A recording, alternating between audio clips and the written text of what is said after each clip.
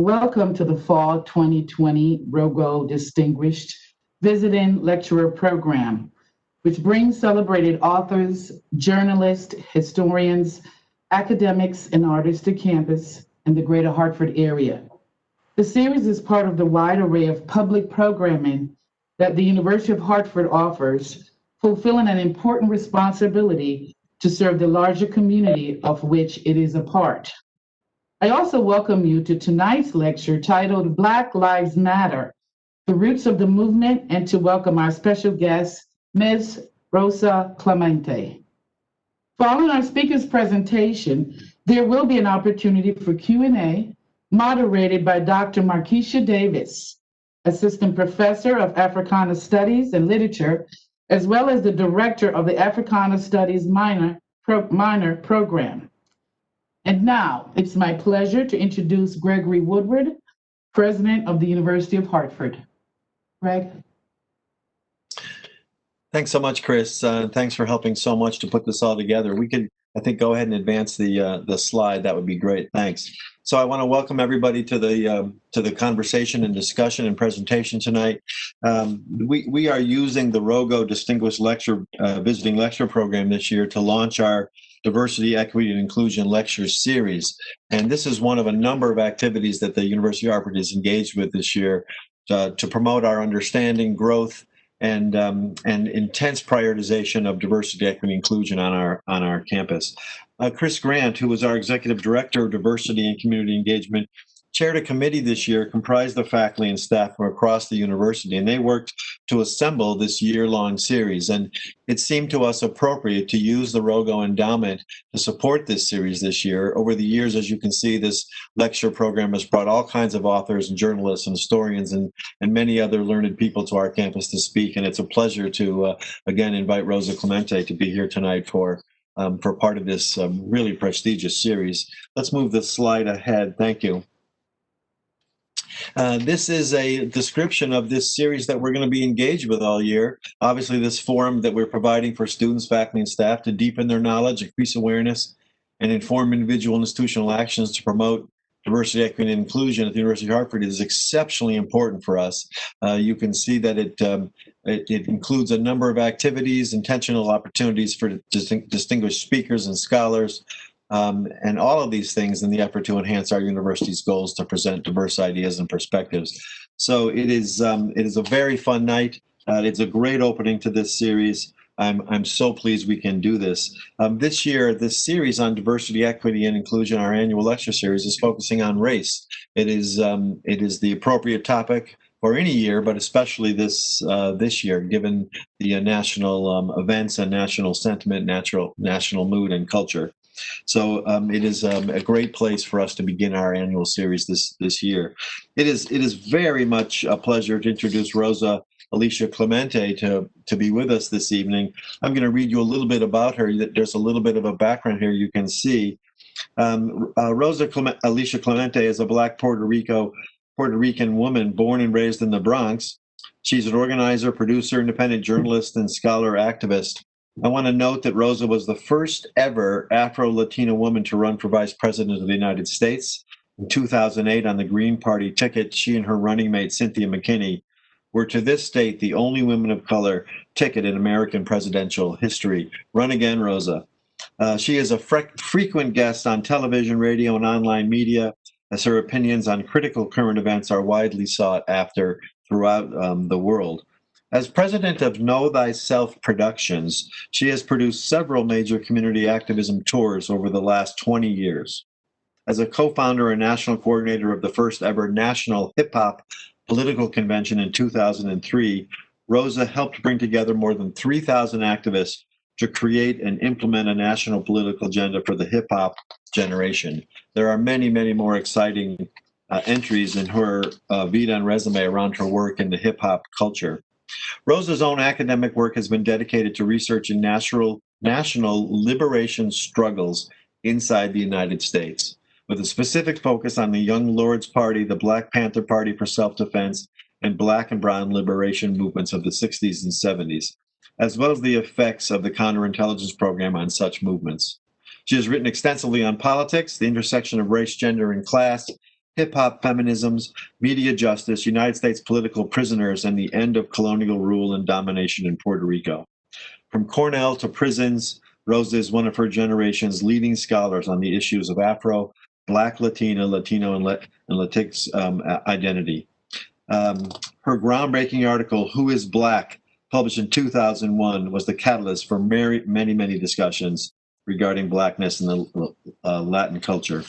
So it is a pleasure to welcome Rosa, to have her with us. What an honor for us to have her kick off our series. I've read a lot of her writings over the last couple of weeks.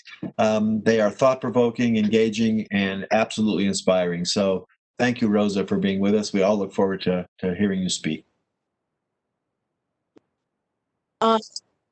Yes, thank you, President Woodward, and everybody at the University of Hartford and the greater area there for having me be part of your series.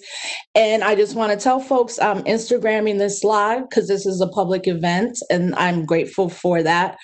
And I just need someone to give me the times up, 5 minutes, 3 minutes, 1. So I want to thank the University of Hartford, students, faculty, staff, and all those watching. I want to also send much love to my dear comrades, Markeisha Davis and Tyson Rose, for suggesting me to Rogow Lecture Series committee members.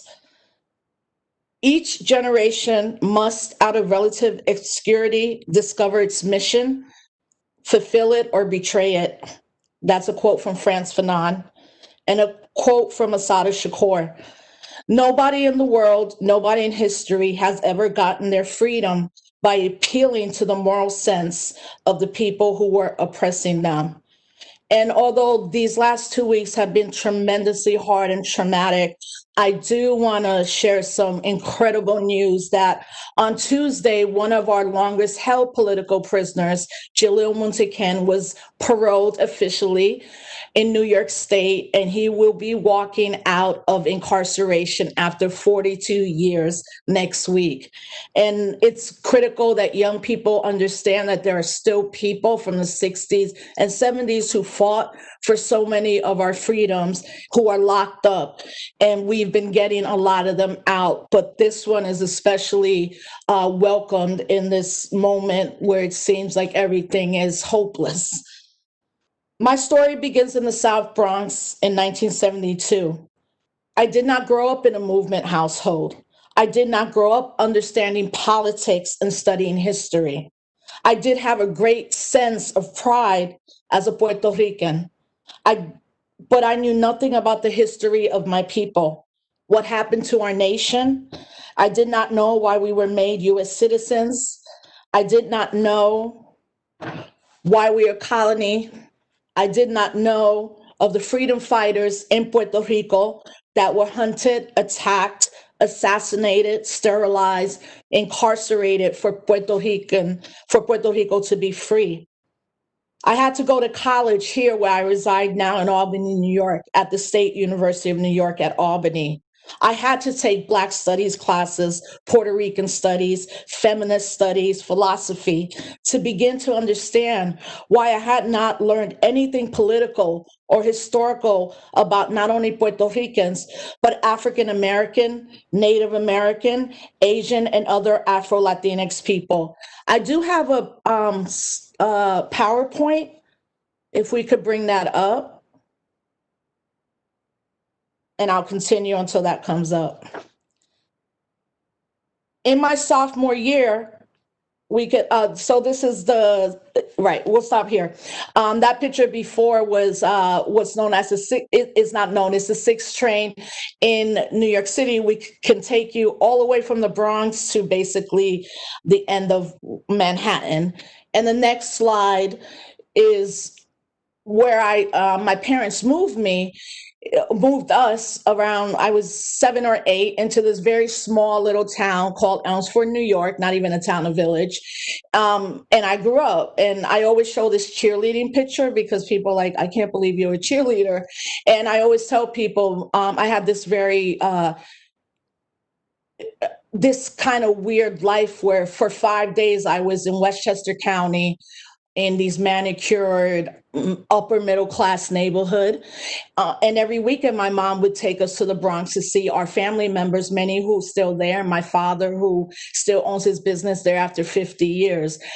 So, you know, I would have, it wasn't until I went to the University of Albany that I again began to become political. And we could go to the next slide. In my sophomore year, I went to a meeting of the Albany State University Black Alliance, ASUBA. And as Drake rhymes, I started from the bottom to get to the top. And that top was beginning to know and understand who I truly was and begin to confront all the internalization of white being right, brown stick around, black get back. I had to truly begin to decolonize my mind. I had to read, I had to study. I participated in hour-long debates at our main meetup spot, The Fountain, at the University of Albany. As a woman, I also had to root out the internalized patriarchy, as well as to begin to deal, like so many women, particularly also women of color, with the sexual assaults when I was 5. When I was 15, I was raped by an ex-boyfriend, and my first year at SUNY Albany, another attempted rape in a dorm room, which I managed to escape. I've never shared this until the last couple of years. And I think we should note that by the age of 18, over half of African American Latina women have been sexually assaulted. I had to cleanse my mind, body, and spirit. I began to understand through my Black psychology class the trauma inflicted on me. By the end of my sophomore year, I ran and became the first president, or the first Puerto Rican woman president of the Albany State University Black Alliance. And the woman you see here is Dr. Vivian Verdell Gordon, who passed away. She was my teacher, my mentor, the first woman to receive her PhD from the University of Virginia. And when I was in her class as a sophomore, she took me aside and said, "I see something in you. You have to speak up. You have to know who you are." At that moment, I changed my major from political science to Africana studies. I enrolled in 2 classes, Puerto Rican history and the history of the civil rights movement. I then met not only Dr. Gordon, but Professor Colia Clark, Professor Lois Owens, and other amazing Black women on the campus. I took leadership classes. I became involved in anything and everything I could as a student. I met comrades like my friend Mark Anthony Williams and Dr. Paul Buckley, who saw something in me I didn't see at that time. These 4 years were the most defining moments of my life. Without what SUNY Albany taught me, I would have never become an organizer, an independent journalist, a 2008 vice presidential candidate, and trying to be revolutionary to this day. I also became fearless because what I learned fed my soul. I learned about the invasion of our respective homelands like Puerto Rico, Panama, Jamaica, Somalia, Cuba, Dominican Republic, Colombia, and Haiti. It was in college that I read Fidel Castro, Harriet Tubman, Sojourner Truth. It was in college that I listened to the words of Chuck D and Public Enemy, KRS-One, The Diggable Planets, The Welfare Poets, and Dead Prez. The more I learned, the angrier I got. That anger led me to my own personal transformation. Through this transformation, I became a critical thinker, a debater, and a challenger to the white supremacist domination of our people and our homelands. Once I became the president of SUBA, I never looked back. I think it's critically important that students of color, Black and Brown students, are very clear that the reason we are only in these academic institutions is because people struggled for us to be there. Most of these spaces were never made with us in mind. These institutions were not welcoming of us, and they didn't want to talk about our struggles. But I think about student protests and the Black Power movement protests at San Francisco State, Cornell University, UMass Amherst, Columbia, and hundreds of colleges and universities. I am an alum of Cornell University and soon to be a Dr. Rosa Clemente from UMass Amherst. But I do want people to realize UMass Amherst has the longest running PhD program in Afro-American studies. And without people like Dr. Strickland, Professor John Bracey, and Professor Amilcar Shabazz, none of us doing this work, including my dear sister Markeisha, would be wherever we are.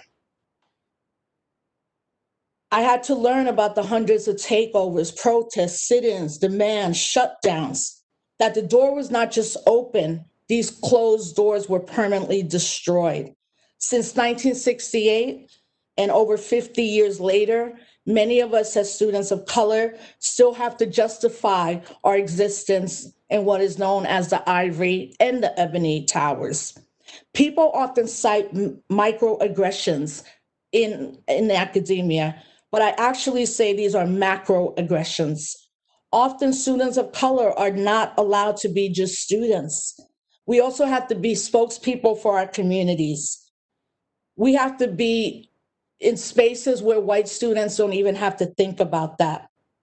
But we do have to talk about the privilege that we engender, those of us in the academy. And we also have to understand that the scholarship we create is not just for journals or academic conferences, but comes from our grassroots and street intellectuals. See, when Trayvon Martin was killed, our students carry this trauma in the classroom. When Sandra Bland is killed, our students carry this trauma with us.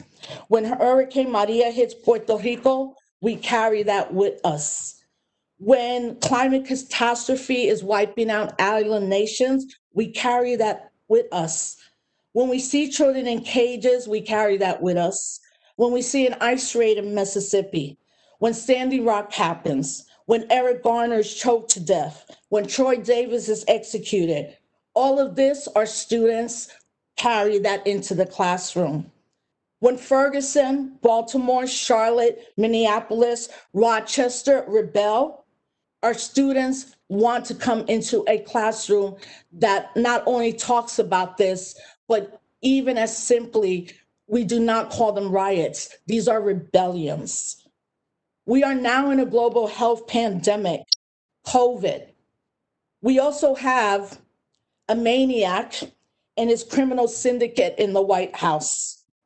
And just in the last 2 months, 3 months, this summer, we have seen the case of Breonna Taylor, Ahmaud Arbery, George Floyd, Daniel Perdue, and Jacob Blake, and a host of other Latino, Latino, Latina, Latinx people that also have been killed at the hands of police. But these last 2 weeks have been incredibly difficult, even for all of us that have an immense sense of pride and love and resist, because that is who we are. Just in the last 2 weeks, we have learned about hysterectomies being done on women in ICE concentration camps. If not for Dawn Wooten, a Black woman, we would have not known about these forced hysterectomies and forced sterilizations. Unfortunately, though, this is part of American history, particularly in Puerto Rico. Between the 1930s and the 1970s, 1/3 of the female population of Puerto Rico was sterilized, making it the highest rate of sterilization in the world. It was so common in Puerto Rico that it was simply referred to as la operación, the operation. Population control has targeted Latinos, but not only in Puerto Rico. Forced sterilizations were also common in the California prison system. The documentary No Más Babies, No More Babies, tells the story of Mexican American women who, without their knowledge, were sterilized while giving birth and then incarcerated in Los Angeles during the 60s and the 70s. This can only be described as a slow, methodical genocide. The cover-up of Daniel Perdue's murder at the hands of the Rochester police. Daniel Perdue was killed in March of this past year. We just began to hear about this case last month. Rochester is an interesting place, much like Albany, New York, and what we call upstate New York, that often we have people that look like us, whether women, Black, or Latino, who run these cities where these police murders are still happening.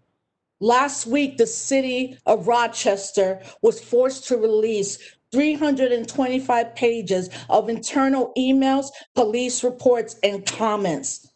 Everyone in that city, the mayor who's a Black woman, the chief of the police who's a Black man, and the city council president knew about this and covered it up. We have seen countless protesters picked up by the military and held in Black site detention centers. Last week, the Attorney General, William Barr, said that he has designated New York City, Portland, and Seattle as anarchist jurisdictions. He has also threatened to elect officials in Democratic cities if they interfere with federal police. As well, he is considering charging, quote, violent protesters with sedition. Sedition is defined as conduct or speech inciting people to rebel against the authority of a state or monarch. The only people to ever be charged in this country with sedition and convicted were the Puerto Rican Independentista freedom fighters that were captured in Chicago on February 12, 1981. Most received sentences of 25 to life. All are now out because of organizing.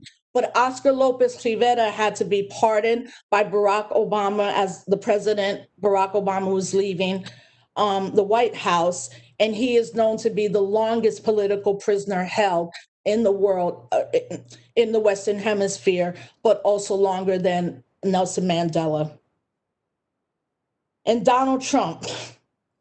Donald Trump has told the Department of Education to investigate the use of the incredible New York Times 1619 project helmed by Hannah Nicole Jones. He wants removal of justice trainings in all federal agencies and now federal contractors. As well, he has now established a national commission to promote patriotic education. It will be called the 1776 Commission.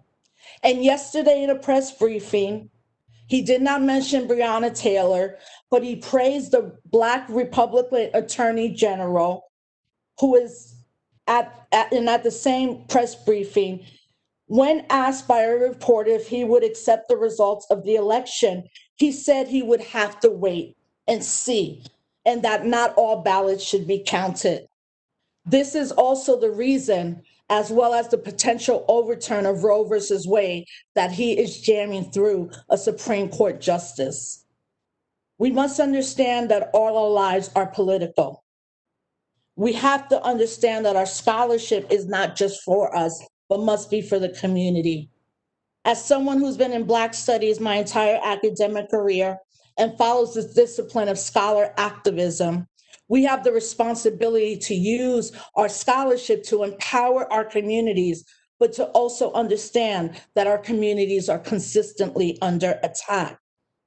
We also need to recognize that the problem never lies with those that have suffered the consequences of white supremacy, racial capitalism, patriarchy, transphobia. We are often the ones that create and innovate the solutions. Those of us closest to the problems always come up with the visions. We also need to understand that our entire history does not begin with enslavement, nor does it only list oppression. That if not for the resistance of our people, our ancestors, and our elders, we would not exist at this moment. As a historian, what gives me comfort is knowing that we do not begin our history with the colonization of our lands. We do not begin our history with our capture, enslavement, genocide. That before the ugly tentacles of white capitalism, the Middle Passage, and imperialism reached us, we have a history that predates all of the systemic oppression inflicted upon Black and Brown people all over the world. What also gives me comfort is that we are a global people. Our borders are amorphous at this moment. We are diasporic people, but that we're also part of a transnational collective people of African descent and indigenous descent. But we now have to reimagine what the world will look like, but we also have to talk about dismantling these entire systems. How do we do this? First, we have to tell the truth about the American project. The American project begins with the kidnapping and enslavement of African people, the forced chattel slavery for over 400 years, the purposeful killing and extermination and removal of indigenous peoples and the taking of their land, the exploitation of migrant labor, the land grab from Chicanos and Chicanas in the Southwest, the denial of equality for women. Think about it. The founding fathers did not even want their women to be equal in their lives. But this year has also been a celebration of the right of women to vote. But we have to tell the truth about that. White women were given the right to vote in this country. African American and other women of color were not. It's not until the passage of the Voting Rights Act that Black and other women of color could vote. As a historian, again, I contextualize everything by looking at the past, understanding the present, and knowing that the future is shaped by not only events, but by people who struggle for justice. As a historian or as historians, we must always ask the question, who is not in the book and why have they been left out? In every time or movement phase, we see the cruel oppression carried out by those in power. Anne Braden, well, let me start over. Anne Braden, this is a quote from Anne Braden.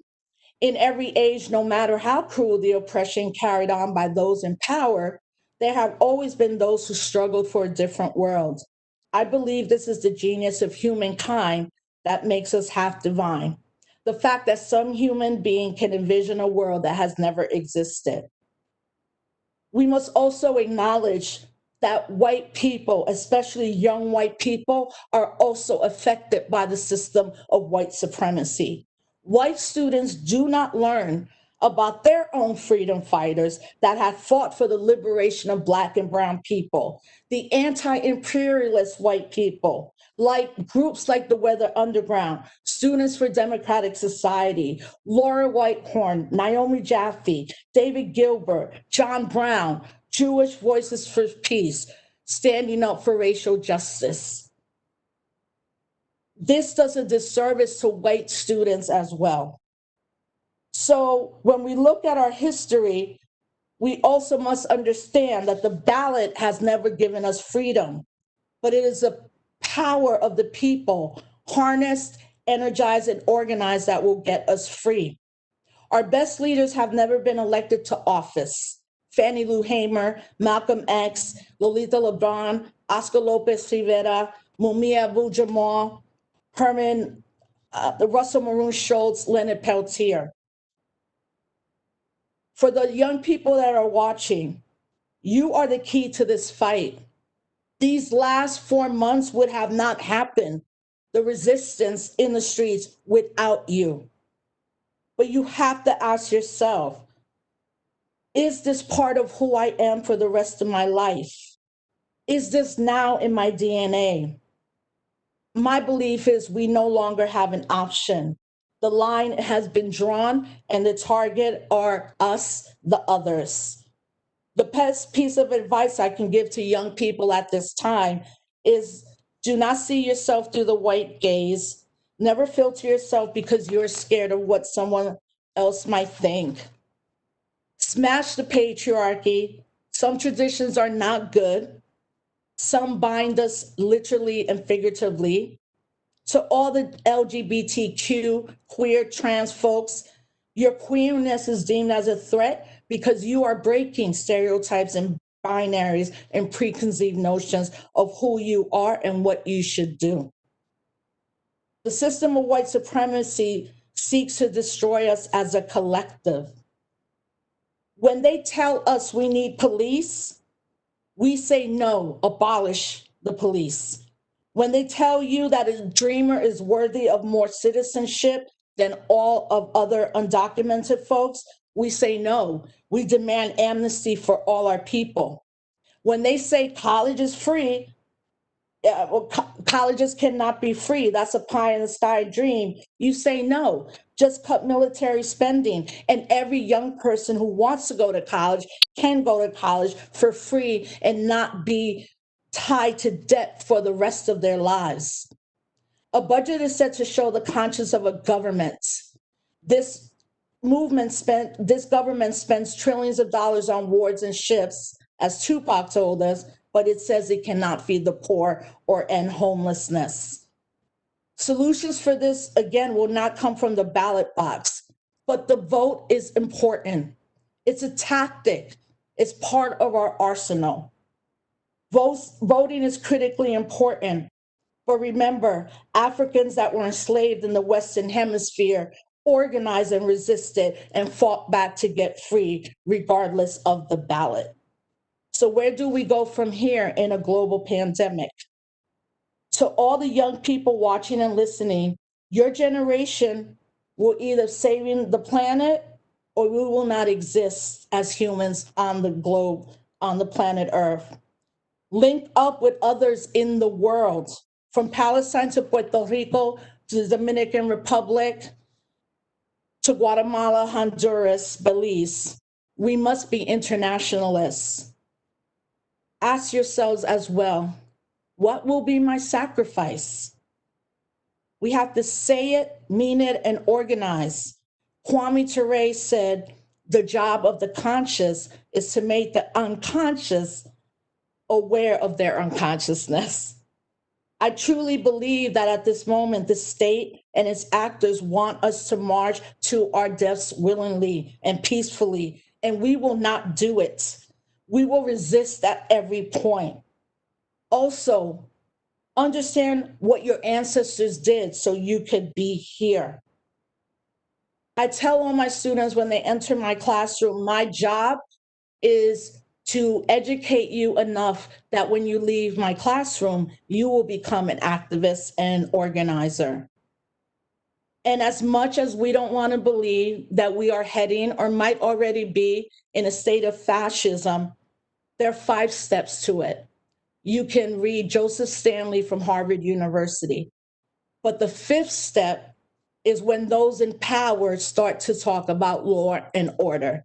And we see this president and his party marching to the beat of the drum of saying law and order and trying to make us protesters, activists, organizers, the enemy.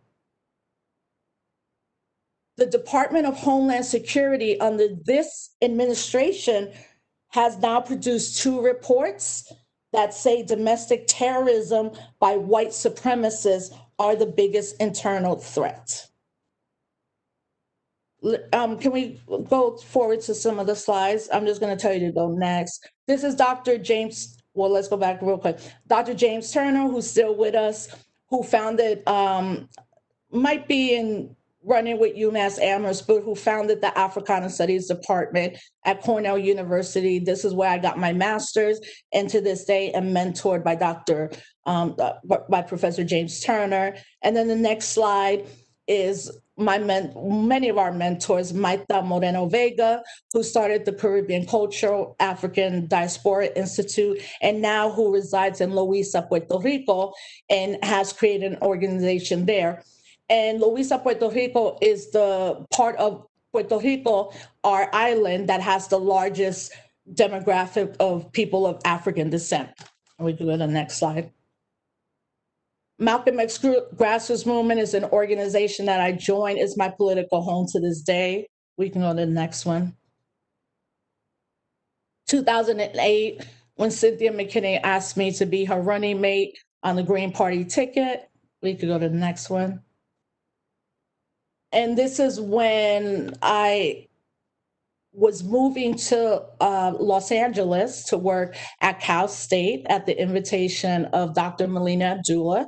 And we went to Ferguson, we meaning Talib Kweli, a hip hop artist, Philip Agnew from Dream Defenders, Jessica Care Moore, and we were in Ferguson. And that picture you see of us in Ferguson, 3 hours later, me, Jessica, and Talib were part of a group that had M16s pointing at them. And it's probably the most terrifying time of my life, but that's what was happening in Ferguson every day. And then this is me in California when I joined the Black Lives Matter chapter, the first one in Los Angeles, with my comrades as we were being arrested for shutting down the 101. We can go to the next one. Puerto Rico on the map I created right after Hurricane Maria. We could go to the next one. And took a group of younger media makers with us to obviously report on what was going on in Puerto Rico. We could go to the next one.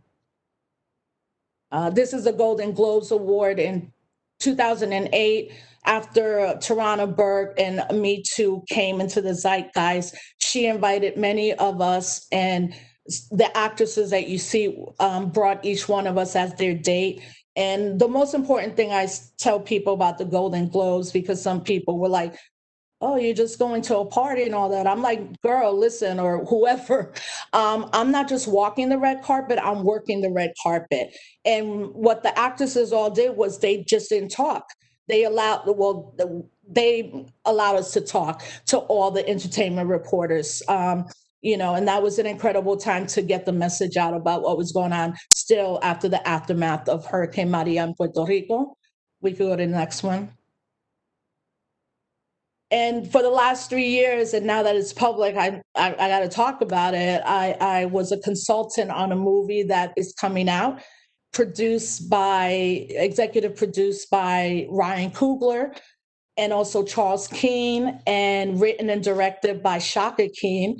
And this is called Judas and the Black Messiah, a biopic inspired by true events of the life of Fred Hampton, who was murdered by Chicago police and the FBI on December 4th, 1969. We don't know when it'll hit theaters or how it will be coming out, but it was an incredible experience to be a consultant to this project. And I'm just excited for it to come out. I think it's going to be an amazing political education tool. And just for people to know, Fred Hampton's son, Fred Hampton Jr., Chairman Fred Hampton Jr., and his mother, Conrad Akua and Jerry, are on board with the film and were producers and consultants as well. We could go to the next one. And just let me know my time is almost up. And I just want to show this picture with my family. I mean, for me, organizing and activism is not just my family, but here I look at this picture every night where my niece and nephew and my brother-in-law, my husband, my sister. But on the left in the black and white is my daughter, Alicia, who holds her own and is an incredible organizer already at the age of 15. We could go to the next one. This is right when the COVID hit. My husband is known as an essential worker. And this is how he has to work every day, to this day. This is how he works as a custodian. And I find this image very powerful, but I also have been really connected to a lot of what he said about what happens every day. And he said, we're not just essential, we're also sacrificial, because we've lost too many of our essential workers. But luckily, the president of SUNY Albany has been on point the entire time, and he is able to do his job, and he's part of a union. So that is very helpful. We can go to the next slide. I'll share this with everybody. Basically, while all of this stuff has been happening in the last 2 weeks, the governor of Florida, Ron DeSantis, is now trying to pass a law that is called combating violence, disorder, looting. And when you look at this closely, basically, it's really not just criminalizing protests, it's also saying there will be jail time for those who protest, including yelling obscenities at police officers. and also we're under, where you're supposed to have the freedom of speech. So I don't know how you criminalize that, but unfortunately, it's a law that might get passed in Florida, which will endanger so many organizers and protesters. We could go to the next slide. And this is what Colin Kaepernick said yesterday. The white supremacist institution of policing that stole Breonna Taylor's life from us must be abolished for the safety and well-being of our people. We could go to the next one. I took this from my sister's Instagram page. It's a Malcolm X quote. You could read it. My sister also wrote, and people still want Black women to save this country. The system worked exactly the way it was intended to. No amount of magazine covers, tweets, posts, or billboards are making a difference. We go to the next slide. And obviously, this is a rendering of Breonna Taylor. Can somebody give me a heads up on the time so I don't go over? Okay, that's on my social media right there. Let me see. Oh, I know where I'm looking. I'm sorry. I have to look at the chat. Okay. Excuse me for a minute. I'm just going to check the time and make sure I'm not too much over. Oh, I am over. Oh, no. Okay. I'm just going to end with a quote because I see it's 7:15. I should have been done by now. Yeah, I'm going to end with a quote by Fannie Lou Hamer. Sometimes it seems like to tell the truth today is to run the risk of being killed. But if I fall, I will fall 5 feet 4 inches forward in the fight for freedom. I'm not backing off. And that's what I'll end with. We can't back off. We cannot not depend on institutions. What will always save us is community organizing, community activism, and even these virtual spaces for me are community. Being so isolated, and actually I'm kind of scared to go out. I'm that person that's like, I'm not going out. The mask gives me anxiety. I let my husband and daughter do everything. But I just want to thank everybody who watched. And if you want, join me on Instagram at 8:00, where we're going to be doing a talk about anti-Blackness in the Latino, Latinx community, sponsored by SHESIP, where the collective founded by America Ferrera, Eva Longoria, Carmen Perez, and Monica Ramirez. And so I'll be on Instagram if we want to discuss that. Thank you, Markeisha. Thank you, everybody who had me be part of this. Sorry for going over, and I wish everybody is safe and healthy. And for all those who have lost people to COVID, I sincerely apologize that this had to happen for your family when this could have been completely avoided. Thank you so much for having me. Okay, thank you so much, Rosa. And before we jump into Q&A, I just wanted to thank you for shouting out our home department, Afro-American Studies at UMass, and the wonderful scholars who made us. Yes. And also shouting out the importance of students who are doing work for social change through BSUs, through Caribbean Students Associations, through Hispanic and Latino student alliances. That work matters, and the work that we can do together matters more. And I've seen you guys work. If you're in the audience, I've seen you. Yeah. You got this. But for now, if everyone who has questions could go down and follow the directions on the screen right now, and go to the participants tab in the far right corner, and there's a more options button that will lead you to the Q&A. And from there, I'll be taking your questions. So I have one for you just to get us started. Okay. Wow. Okay, so today on social media, I saw Trump's new order on race and sex discrimination in the federal workplace, which ultimately, of course, centers white and male systemic power in the conversation. It does not, the misnomer of this particular order is just baffling. But I wanted to know if you had seen that, and if so, how do you think we as institutions of higher learning, institutions cultivating young minds, many of them, especially on this campus, students of color, how can we prepare for the possible read as likely trickle down of this policy to higher education?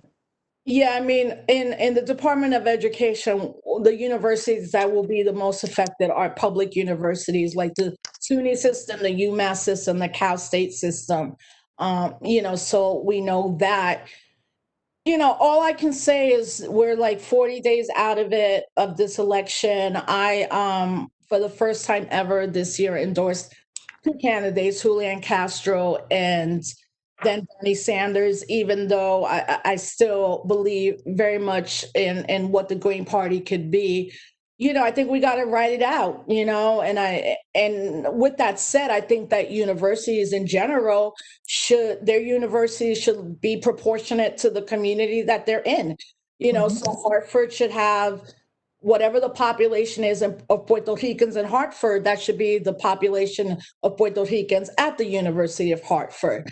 We know with UMass Amherst, Markeisha, that African enrollment had been going down. And even in Cal State LA, the number of African American students being recruited were going down. So I think the way these institutions actually last, we will see many of them close, but they last do this is by finally just opening the doors and understanding that there is no reason any university in this country should be predominantly white institution. It's completely unacceptable.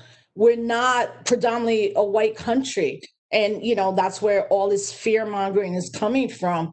So I think that universities have to step up even more. The idea that right now what's being cut is Black studies, ethnic studies, women's studies is a slap in the face.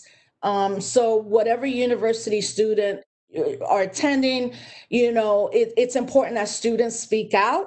I understand sometimes faculty are afraid and there's so many budget cuts coming, but unless the institution of the academy becomes reflective of the general population, they might at one point cease to become or will become irrelevant. Absolutely. Thank you. All right. So we have we have several questions. Oh my gosh. Okay. So one is, when learning more about African studies and your place in the world, how did your family respond? Oh, in general, I think it took my mom and dad just a little bit, not because of what I was studying, but I think they were just more like, you're supposed to graduate from college and get a job for a long time. Mind you, I went to college in 1990, right? So like 30 years ago, all our parents were like, we sacrificed for you, your first generation, graduate, get a job for 25 years where you'll have retirement and health insurance, And I just wasn't that person. Every job I had, I got fired from. Every nonprofit I worked, I got fired from, and I would say, like most other parents, they were worried. But particularly for my father, we have become very close. Because the more I began to talk to them and ask them questions about Puerto Rico or Puerto Rican history, I would be like, why didn't you tell me this? Or why did you leave Puerto Rico? Or how was it when you came here? I didn't ask those questions. And I think they're like, even though Puerto Ricans are not immigrants because we're citizens of this country, I think their whole thing was like, keep your head down, get a good job, get a house, go on vacation, and you'll be good. And actually, me, my sister, and brother weren't those people. And I always tell my dad now, my dad has his own business, as I mentioned earlier, for over 50 years. And so one day I was like, well, did you expect me and Janita and Willie, my younger siblings, to work for somebody else? Because you never have.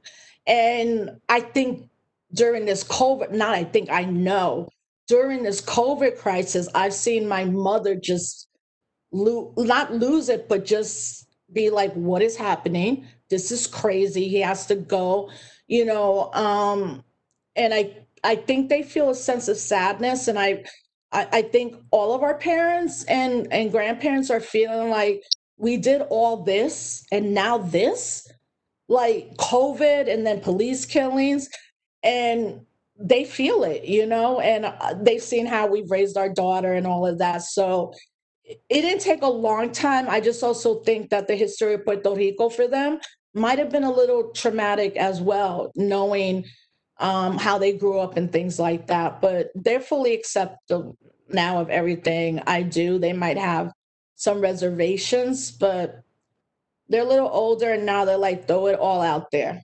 Like this has to end, this has to stop. Yes.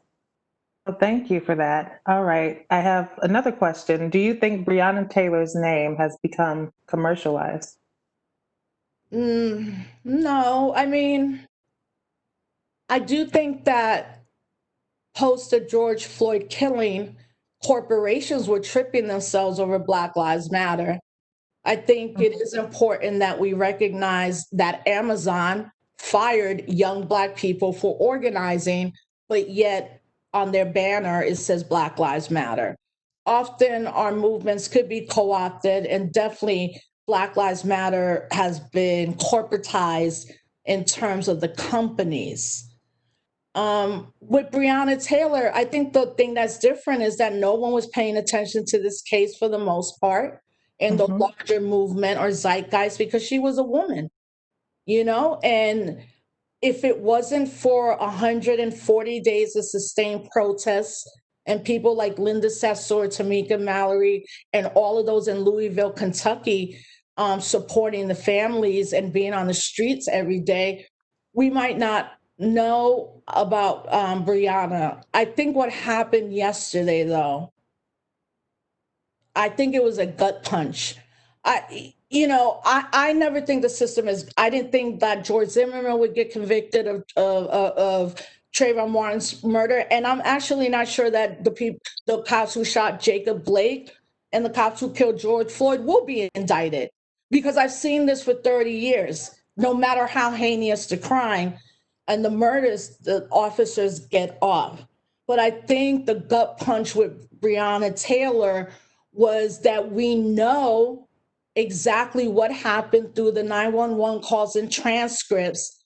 And to hear a Black man, albeit a Republican, justify the shooting of her by saying, well, the one officer we're actually indicting him because his bullets went into another apartment. And that apartment was white people, not the whole complex.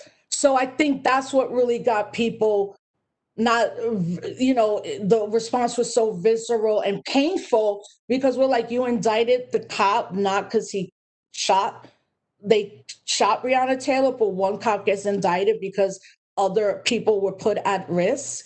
And I do know that people who are very aware of this case, and I don't know if everybody knows, actually, Markeisha, that the police shot 32 times into that house. And Kenneth Walker, her boyfriend, who had a licensed gun, shot one time because he thought they were being robbed. And he's on a call with 911 saying someone is shooting at us, not knowing it was the police. When Breonna Taylor died, they found her in a fetal position. They shot so many bullets that one even entered her foot. And I just think it's very painful right now. It's visceral and all that. So no, I mean, I think things get co-opted, but as an organizer, I critique that. But I'm in understanding that we're doing all we can in this system right now, and it's not over. Like the Breonna Taylor case and all of them are not over right now. Yes. Thank you for that question and thank you for that answer. All right. One more. Or we might have time. Well, one more. Yeah, What is the I'll answer all of them, so nobody, yeah, go ahead. Okay. What is the best way to start a conversation with others on this topic? I mean, I don't know. I'm at the point where right now I can't deal with people who like Trump, who like all of that. I'm like, I'm too old for that now. Like I have a limited amount of time on this planet, and the only way I can answer that is that as an organizer, of course, you break down and tell people what's happening, but I'm at the point where I'm not trying to sway anybody to my side right now, and I could be feeding into the whole racial divide or what's going on. But I'm like, yo, at this point, if you're even questioning racism in America, like you're definitely not paying attention. And, I'm trying to do the work with organizers and younger folks. I love working with younger folks because it's just a different vibe. But I'm like, if you're 50 and still questioning racism in America, I actually don't have time for that. Like, I really don't have time for that. Mm-hmm. And some people they don't want to hear it.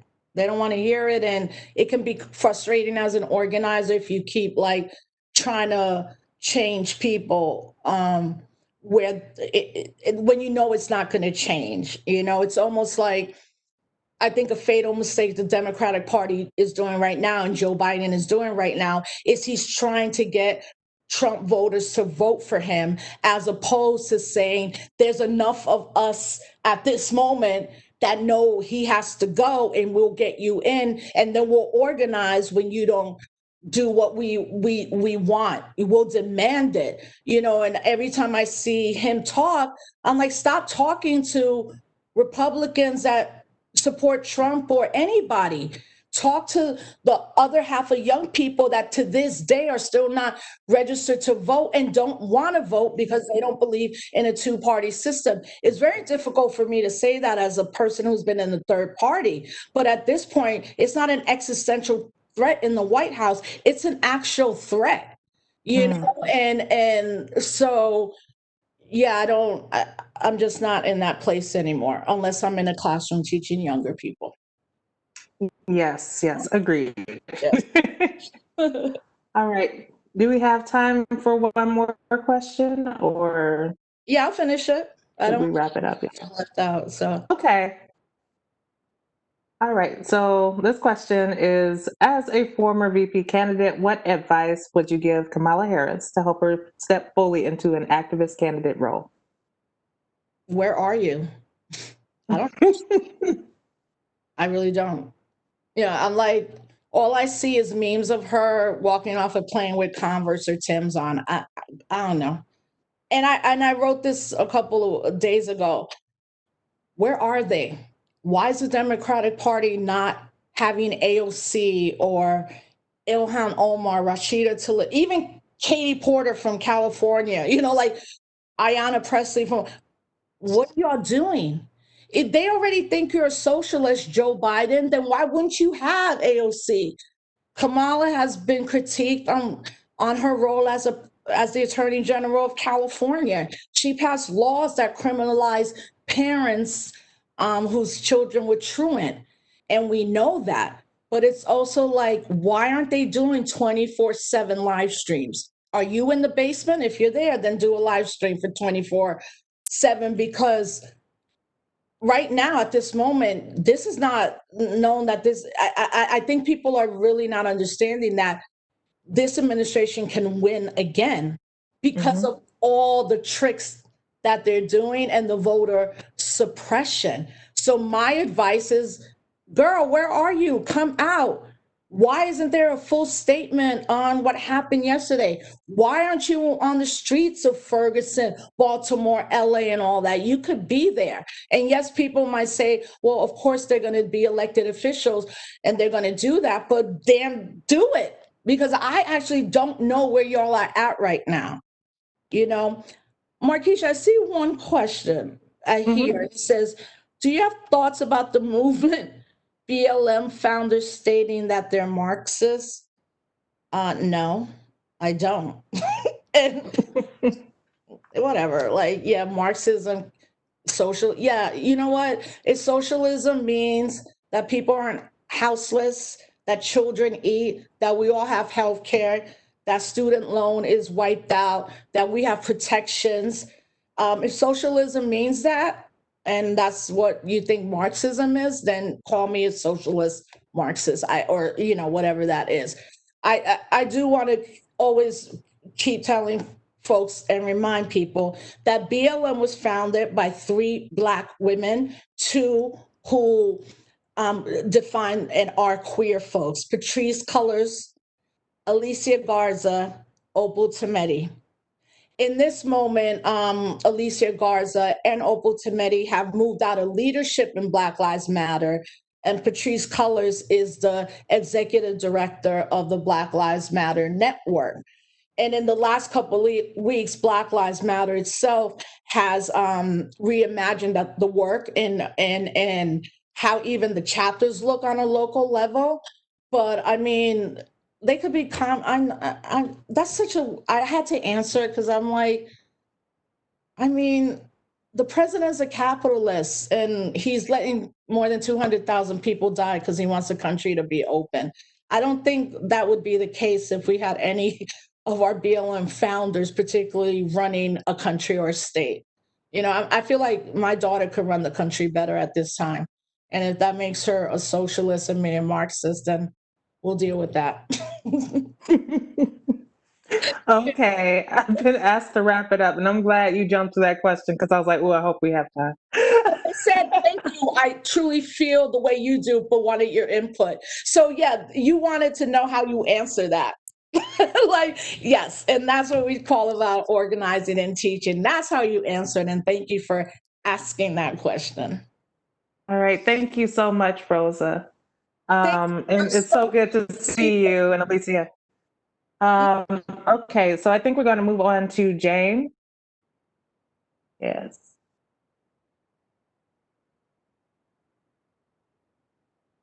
Hello?